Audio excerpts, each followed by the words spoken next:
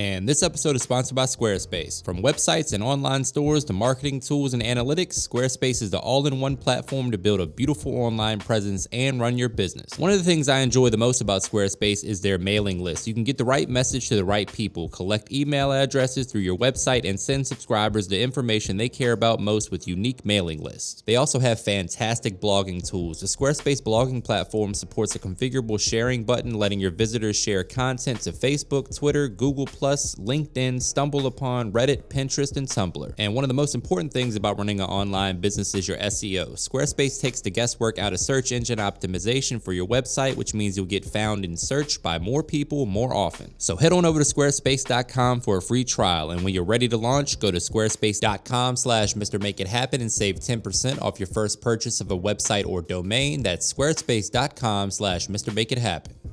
What's up, guys? Welcome back. The big game is right around the corner, and I have yet another delicious appetizer recipe for you. I'll be showing you how to make sloppy Joe dip. But before we do that, please take a quick second to subscribe to the channel. Make sure to hit that bell to enable notifications as well. All right, guys, meet me in the kitchen. Let's make it happen. First things first, we're going to prep all of our vegetables. Here we have a red and a green bell pepper along with one yellow onion. We're gonna give these a nice fine dice. We want these to blend in nicely into our dip. If your childhood was anything like mine, you grew up eating your fair share of sloppy joes, but today we're gonna turn it into a delicious game day appetizer and make it into a dip. This recipe is absolutely delicious, guys. I can't wait for you guys to give it a try. As you can see here, we're just prepping away with our peppers. There's no right or wrong way to do this, guys. Just make sure you protect your fingers. The key is to leave the kitchen with as many fingers as you entered the kitchen with. So protect yourself at all times, dice them up nice and fine. And once we've gotten that out of the way, we're gonna slide the peppers over and use a little magic to dice up this onion. You want your onion to be about the same size as the peppers. That way everything cooks at about the same speed. There we go. We got all our veggies done. We got red, green bell pepper. We got a yellow onion. Now we got a warm cast iron skillet over medium-high heat, a little avocado oil, and now we're going in with 2 pounds of lean ground beef.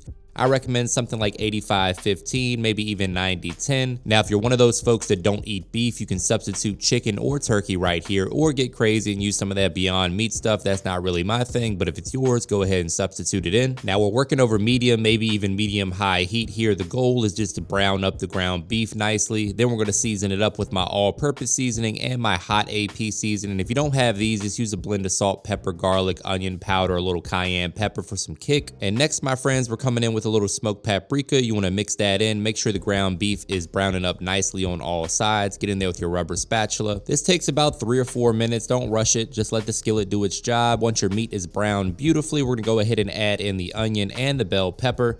Going to give that a mix as well. At this point, you can start tasting as you go and adjusting the flavor to your preference. It's important to season along the way and just make sure that you get it right.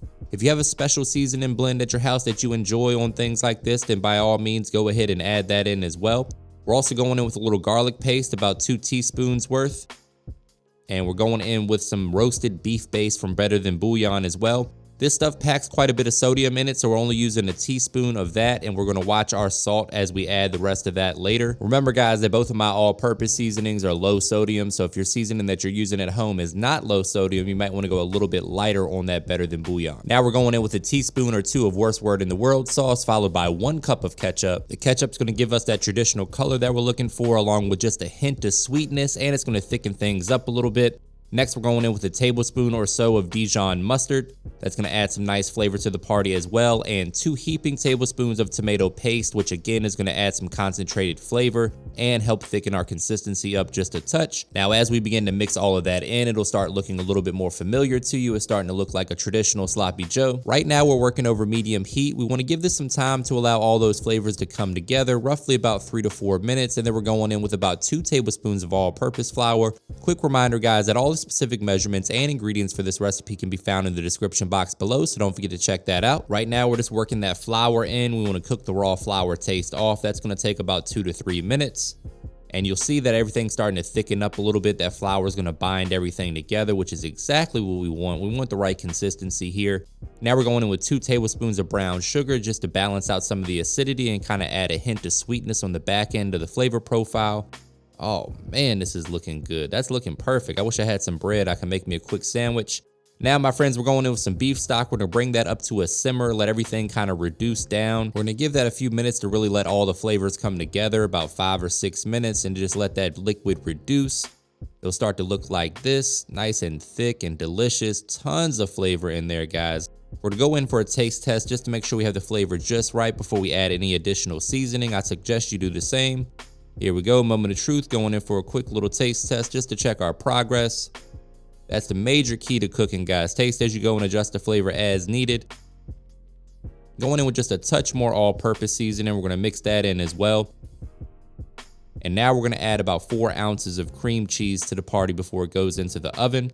I like to use softened room temperature cream cheese because it melts so much easier. And I like to break it up as well, like you see right here. And then we're just gonna mix that cream cheese into the party. Let me know in the comments what you think of this recipe and what other recipes you want to see as we approach the big game day, Super Bowl Sunday. Now, it's also a great time to remind you guys to please hit that subscribe button and the bell to enable notifications. We're dropping 3 new recipes each and every week for you guys. Now, it wouldn't be a dip recipe without some cheese, so you know we got to add some cheese to the party. We're going in with about 8 ounces of sharp yellow cheddar and 8 ounces of Monterey Jack, but you can use whatever cheese blend you like. We're going to mix about half of this into the Sloppy Joe dip to make sure that it's nice and cheesy, and then we're going to use the other half to top it before it goes in the oven. There we go. We're just going to mix that cheese in, smooth everything out nice and evenly, and then we're going to top it with the other half of the cheese. Now, speaking of the oven, you want to preheat that oven to 375 degrees. This dip is going to bake for about 20 minutes or so, or until the cheese is golden brown and beautiful on top. Another quick reminder, guys, that all the specific measurements and ingredients for this recipe can be found in the description box below, so don't forget to check that out. Make sure this makes your Super Bowl Sunday menu. As you can see here, we're just adding the cheese to the top of this dip before it goes into the oven. This is a recipe that's super versatile too. You can use it for meal prep. I threw this in some low-carb tortilla wraps the next day for lunch, and it was fantastic. So it reheats really well. This is how we're looking when we come fresh out of the oven. Say it with me, guys, looking good. We're gonna hit it with some fresh chopped green onion or chive for a pop of color. We're gonna serve this up with some tortilla chips. You can use crackers or baguettes, whatever floats your boat. I've seen a lot of people use the big Frito scoops for this as well, but for me, I like chicken and a biscuit crackers, but tortilla chips work really well too, preferably the scoops. But my friends, this is my go-to cracker for most dips. Not a sponsor, but they're absolutely delicious. All right, moment of truth, going in for the taste test. Let's see what we got. Probably a little too hot. We know we like to burn our mouths for whatever reason. This recipe is absolutely money, guys. Let me know what you think in the comments. Make sure you give your boy a thumbs up, hit that subscribe button and the bell to enable notifications. And as always, thank you for your support.